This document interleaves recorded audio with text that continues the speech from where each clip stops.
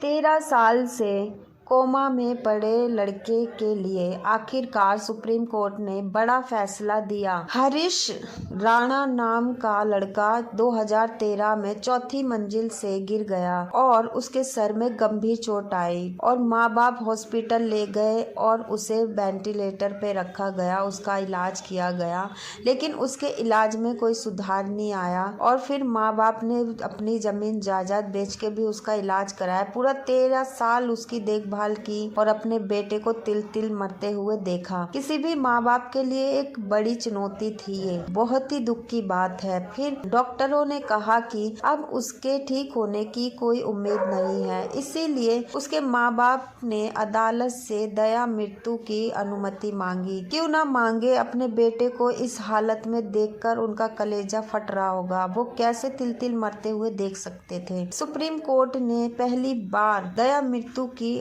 अनुमति देते हुए कहा कि अगर जीवन सिर्फ मशीनों से चल रहा है और सुधार की संभावना नहीं है तो मरीज को गरिमा के साथ विदा किया जाए। लेकिन माँ बाप ने दिल पे पत्थर रखकर ये कदम उठाया। किसी के भी साथ ऐसा ना हो। मेरे को तो बहुत ही दुख हुआ ये न्यूज़ देख के। होने को कोई नहीं टाल सकता। किसी ने क्या सोचा होगा कि चौथी मंजिल से गिर के वो कोमा में चला जाएगा और वो कभी नहीं उठ पाएगा। माँ बाप आस में बैठे रहेंगे कि एक ना एक दिन उनका बेटा खड़ा होगा और अपने माँ बाप को गले लगाएगा। पिता इतने परेशान, इतने सालों से उसकी सेवा कर रहे हैं, लेकिन ऊपर वालों ने जैसे आँखें बंद कर ली है और उसकी अर्जी नहीं सुनी गई माँ बाप की।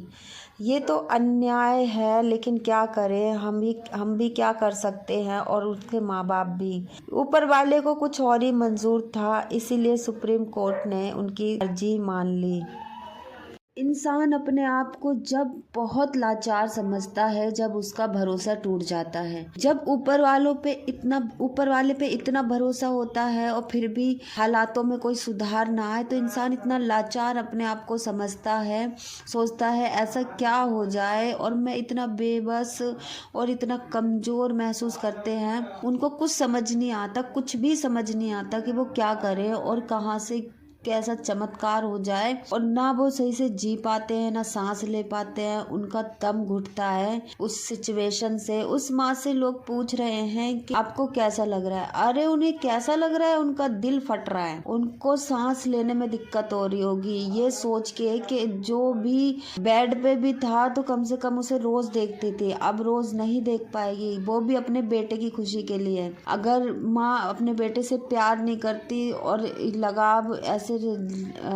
लगाव में रहती तो उसके भविष्य के लिए नहीं सोच पाती। माँ सोच रही है इस जीवन से उसे मुक्ति मिल जाए, अपने दिल पे पत्थर रख के।